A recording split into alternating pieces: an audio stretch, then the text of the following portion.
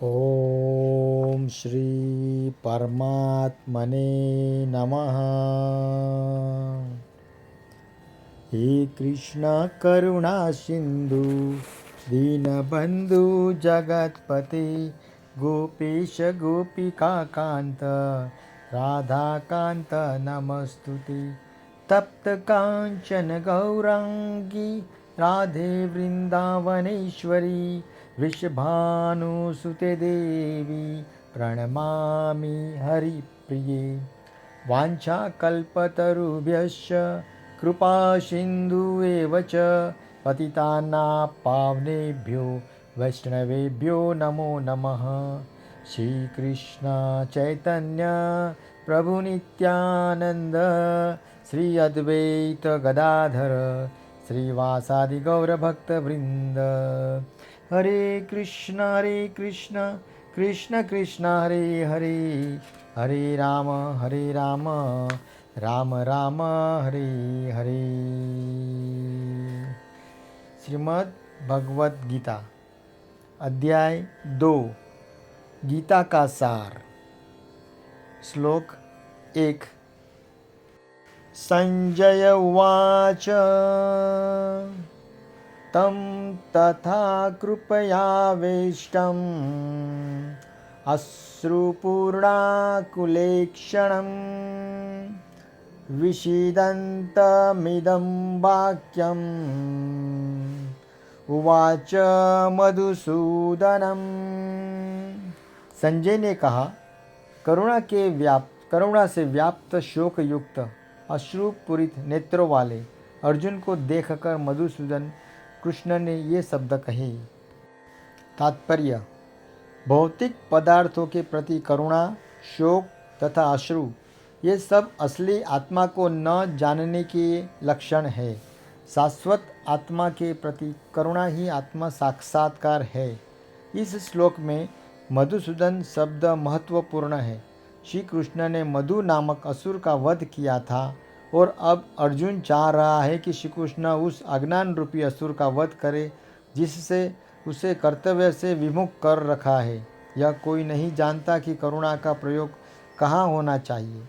डूबते हुए मनुष्य के वस्त्र के लिए करुणा मूर्खता होगी। अज्ञान सागर में गिरे हुए मनुष्य को केवल उसके बाहरी पहनावे अर्थात स्थूल शरीर की रक्षा करने नहीं बचाया जा सकता। जो इसे नहीं जानता वो बाहरी पहनावे के लिए शोक करता है, वह शूद्र कहलाता है, अर्थात वह वृथा ही शोक करता है। अर्जुन तो क्षत्रिय था, अतः उससे ऐसे आचरण की आशा न थी, किंतु भगवान श्री कृष्ण अज्ञानी पुरुष के शोक को विनष्ट कर सकते हैं और उसी उद्देश्य से उन्होंने भगवत गीता का उपदेश दिया। यह अध्याय हमें भौतिक शरीर तथा आत्मा के विश्लेषणात्मक अध्ययन द्वारा आत्म साक्षात्कार का उपदेश देता है, जिसकी व्याख्या परम अधिकारी भगवान श्री कृष्ण द्वारा की गई है। यह साक्षात्कार तभी संभव है जब मनुष्य निष्काम भाव से कर्म करे और आत्मा बोध को प्राप्त हो। श्लोक 2। श्री भगवान उवाच कृतस्त्वाकश्मलमिदं विषमे समुपस्थितम् अनार्यजुष्टमस्वर्ग्यम् अकीर्तिकर अर्जुनम। श्री भगवान ने कहा, हे अर्जुन, तुम्हारे मन में यह कल्मश आया कैसे? यह उस मनुष्य के लिए तनिक भी अनुकूल नहीं है जो जीवन के मूल्य को जानता हो। इससे उच्च लोक की नहीं अपितु अपयश की प्राप्ति होती है। तात्पर्य: श्री कृष्ण तथा श्री भगवान अभिन्न है, इसलिए श्री कृष्ण को संपूर्ण गीता में श्री भगवान ही कहा गया है। श्री भगवान परम सत्य की पराकाष्ठा है। परम सत्य का बोध ज्ञान की 3 अवस्थाओं में होता है: ब्रह्म या निर्विशेष सर्वव्यापी चेतना, परमात्मा या श्री भगवान का अंतर्यामी स्वरूप जो समस्त जीवों के हृदय में है, तथा श्री भगवान या भगवान श्री कृष्ण श्रीमद् भागवतम 1:2-11 में परम सत्य की यह धारणा इस प्रकार बताई गई है। वदन्ति तत्त्वविदस्त्वं यज्ञानामद्वयं ब्रह्मेति परमात्मेति भगवानिति शब्दते।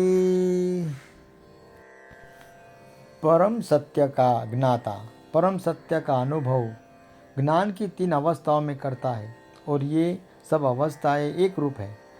ये ब्रह्म, परमात्मा तथा श्री भगवान के रूप में व्यक्त की जाती है। इन 3 दिव्य पक्षों को सूर्य के दृष्टांत द्वारा समझाया जा सकता है, क्योंकि उसके भी 3 भिन्न भिन्न पक्ष होते हैं। यथा धूप प्रकाश, सूर्य की सतह तथा सूर्यलोक स्वयं जो सूर्य के प्रकाश का अध्ययन करता है वह नवसिखिया है। जो सूर्य की सतह को समझता है वह कुछ आगे बढ़ा हुआ है, और जो सूर्यलोक में प्रवेश कर सकता है वह उच्चतम ज्ञानी है। जो नवसिखिया सूर्य के प्रकाश, उसकी विश्वव्यापी व्याप्ति तथा उसकी निर्विशेष प्रकृति के अखंड तेज के ज्ञान से ही तुष्ट हो जाता है, वह उस व्यक्ति के समान है जो परम सत्य के ब्रह्म रूप को ही समझ सकता है। जो व्यक्ति कुछ अधिक जानकार है वह सूर्य गोले के विषय में जान सकता है, जिसकी तुलना परम सत्य के परमात्मा स्वरूप की जाती है। जो व्यक्ति सूर्यलोक को अंतर में प्रवेश कर सकता है उसकी तुलना उससे की जाती है जो परम सत्य के साक्षात रूप की अनुभूति प्राप्त करता है। अतः जिन भक्तों ने परम सत्य के भगवान स्वरूप का साक्षात्कार किया है वे सर्वोच्च आध्यात्मवादी है। यद्यपि परम सत्य के अध्ययन में रत सारे विद्यार्थी एक ही विषय के अध्ययन में लगे हुए हैं। सूर्य का प्रकाश, सूर्य का गोला तथा सूर्यलोक की भीतरी बातें, इन तीनों को एक दूसरे से विलग नहीं किया जा सकता।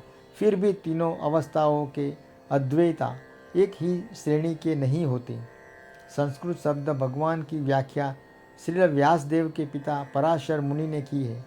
समस्त धन, शक्ति, यश, सौंदर्य, ज्ञान तथा त्याग से युक्त परम पुरुष भगवान कहलाता है। ऐसे अनेक व्यक्ति हैं जो अत्यंत धनी है, अत्यंत शक्तिमान है, अत्यंत सुंदर है और अत्यंत विख्यात, विद्वान तथा विरक्त भी है, किंतु कोई साधिकार यह नहीं कह सकता कि उसके पास सारा धन, शक्ति आदि है। एकमात्र श्री कृष्ण ही ऐसा दावा कर सकते हैं, क्योंकि वे श्री भगवान है। ब्रह्मा, शिव या नारायण सहित कोई भी जीव श्री कृष्ण के समान पूर्ण ऐश्वर्यवान नहीं है। अतः ब्रह्म संहिता में स्वयं ब्रह्मा जी का निर्णय है कि श्री कृष्ण स्वयं भगवान है, न तो कोई उनके तुल्य है न उनसे बढ़कर है। वे आदि स्वामी तथा श्री भगवान है, गोविंद रूप में जाने जाते हैं और समस्त कारणों के परम कारण हैं। ईश्वरः परमः कृष्णः सच्चिदानंद विग्रह अनादिरादि गोविंदम सर्वकारण कारकम। ऐसे अनेक पुरुष हैं जो श्री भगवान के गुणों से युक्त है, किंतु श्री कृष्ण परम है, क्योंकि उनसे बढ़कर कोई नहीं है। वे परम पुरुष है और उनका शरीर सच्चिदानंदमय है। वे आदि भगवान गोविंद है और समस्त कारणों के कारण हैं। ब्रह्म संहिता 5.1। श्री भागवतम में श्री भगवान के नाना अवतारों की सूची है, किंतु श्री कृष्ण को आदि भगवान बताया गया है, जिनसे अनेकानेक अवतार तथा ईश्वर विस्तार करते हैं।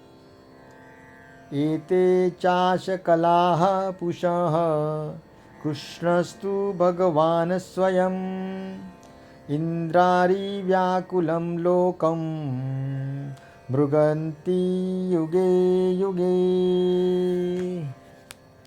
यहाँ पर वर्णित सारे अवतारों की सूचियाँ या तो श्री भगवान की अंश कलाओं अथवा पूर्ण कलाओं की है, किंतु श्री कृष्ण तो स्वयं भगवान है।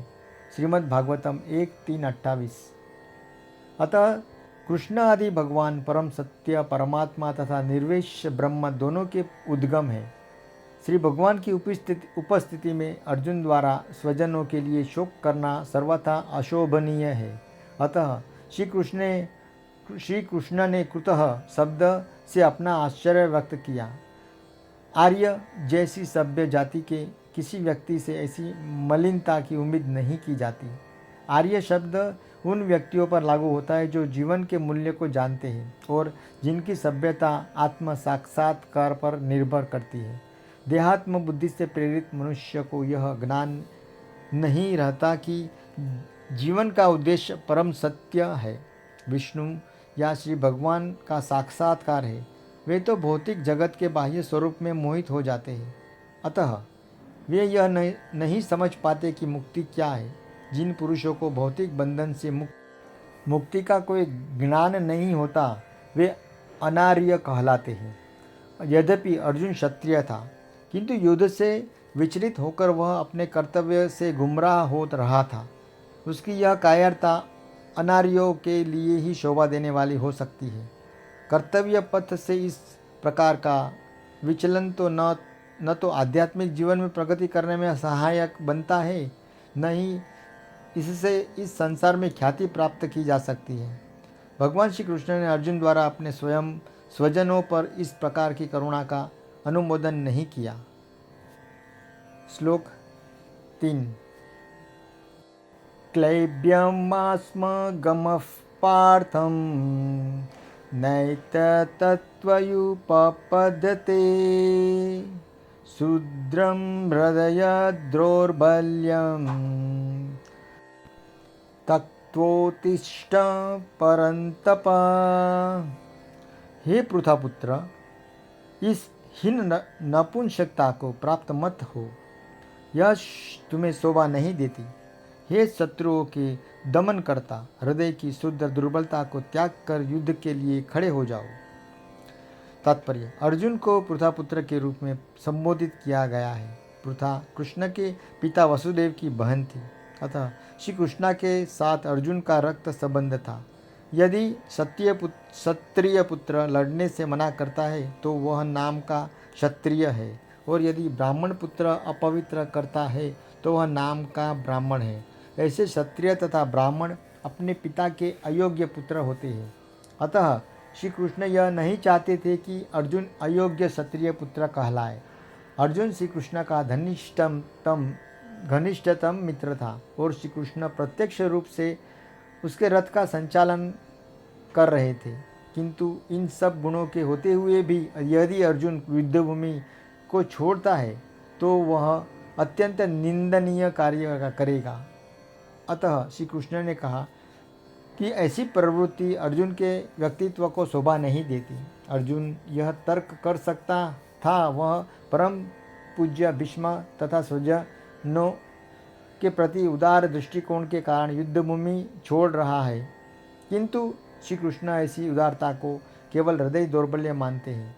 ऐसी झूठी उदारता का अनुमोदन एक भी शास्त्र नहीं करता। अतः अर्जुन जैसे व्यक्ति को श्री कृष्ण के प्रत्यक्ष निर्देशन में ऐसी उदारता या तथाकथित अहिंसा का परित्याग कर देना चाहिए। श्लोक 4। अर्जुन उवाच कथं भीष्महं संख्ये द्रोणं च मधुसूदनम् ईशभूवः प्रतियोत्स्तामि पूजार्वरिसूदन। अर्जुन ने कहा, हे शत्रुहंता, हे मधुसूदन, मैं युद्धभूमि में किस तरह भीष्म तथा द्रोण जैसे पूज्य व्यक्तियों पर उलटकर बाण चलाऊंगा। तात्पर्य: भीष्म पितामह तथा द्रोणाचार्य जैसे सम्मानीय व्यक्ति सदैव पूज्य है। यदि वे आक्रमण भी करें तो उन पर उल्टा आक्रमण नहीं करना चाहिए। यह सामान्य शिष्टाचार है कि गुरुजनों से वाग्ययुग भी न किया जाए। यहाँ तक कि यदि कभी वे रुक्ष व्यवहार करें तो भी उनके साथ रुक्ष व्यवहार न किया जाए। तो फिर भला अर्जुन उन पर बाण कैसे छोड़ सकता था। क्या कृष्ण कभी अपने पितामह नाना उग्रसेन तथा उनके आचार्य सांदीपनी मुनि पर हाथ चला सकते थे? अर्जुन ने श्री कृष्ण के समक्ष ये ही कुछ तर्क प्रस्तुत किए। श्लोक 5। गुरुन हत्वा हि महानुभावान् श्रेयो भोक्तु भैष्यमपीह लोके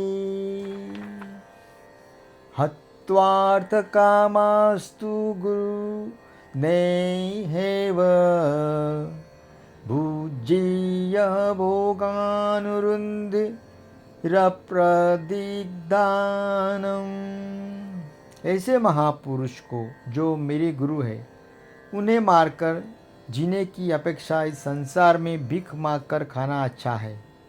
भले ही वे संसारिक लाभ के इच्छुक हो, किंतु हे तो गुरुजन ही, यदि उनका वध होता है तो हमारे द्वारा भोग प्रत्येक वस्तु उनके रक्त से सनी होगी। तात्पर्य, शास्त्रों के अनुसार ऐसे गुरु जो निंद कर्म में रत हो और जो विवेक शून्य हो, त्याज्य है। दुर्योधन से आर्थिक सहायता लेने के कारण भीष्म तथा द्रोण उसका पक्ष लेने के लिए बाध्य थे। यद्यपि केवल आर्थिक लाभ से ऐसा करना उनके लिए उचित न था। ऐसी दशा में वे आचार्यों का सम्मान खो बैठते थे। किंतु अर्जुन सोचता है कि इतने पर भी वे उसके गुरुजन हैं, अतः उनका वध कैसे करके भौतिक लाभों का भोग करने का अर्थ होगा रक्त से सने अवशेषों का भोग। भाइयों, यहाँ पर हम रुकेंगे। नए श्लोक 6 से 10, 6, 7, 8, 9, 10 के साथ मैं कल प्रस्तुत होऊंगा। तब तक के लिए श्री कृष्णार्पणमस्तु। वसुदेवं सुतं देवं कंसचारूणमर्दनं देवकी परमानंदं श्रीकृष्णं वंदे जगद्गुरु। हरे कृष्ण कृष्ण कृष्ण हरे हरे, हरे राम राम राम हरे हरे। फिर कल मिलेंगे। शुभ रात्रि।